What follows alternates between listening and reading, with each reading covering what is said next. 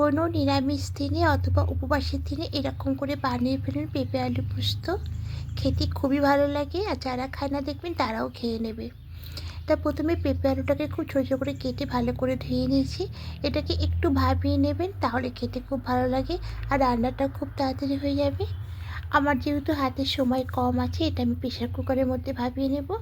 আর যদি আপনাদের হাতে সময় থাকে তাহলে কড়াইতেও জল দিয়ে এটা ভাপিয়ে নিতে পারেন।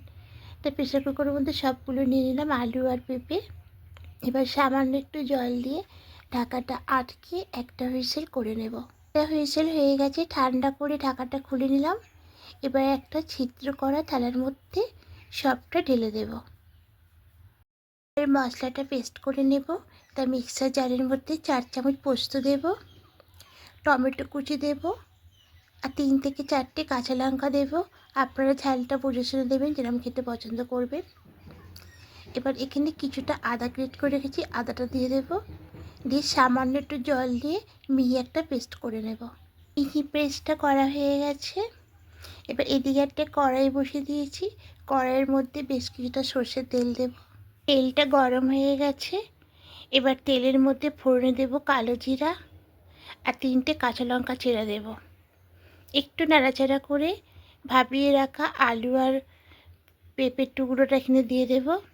দিয়ে বেশ নাড়াচাড়া করে একটু ভেজে নেব। একটু ভেজে নিয়েছি সেদ্ধ করে রাখা আলু আর পেঁপের টুকরোটাকে। এবার এখানে পরিমাণ মতো লবণটা অ্যাড করব, আর যে মশলাটা পেস্ট করলাম পোস্ত, এই মশলাটা দিয়ে দেব।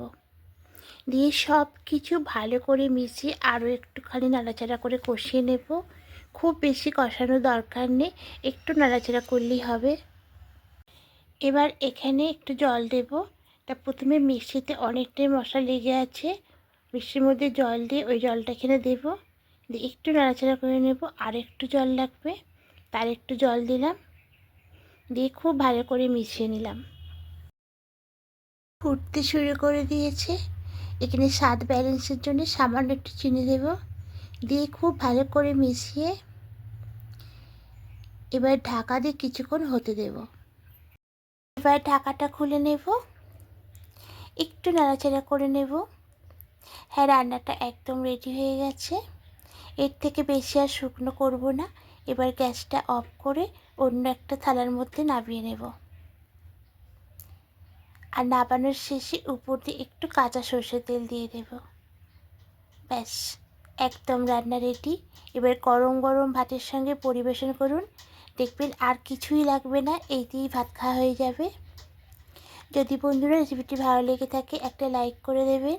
আর যারা নতুন বন্ধুরা দেখছেন তাদের কাছে অনুরোধ রইল সাবস্ক্রাইব করে পাশে থাকার জন্য। আমিও আপনাদের পাশে থাকবো।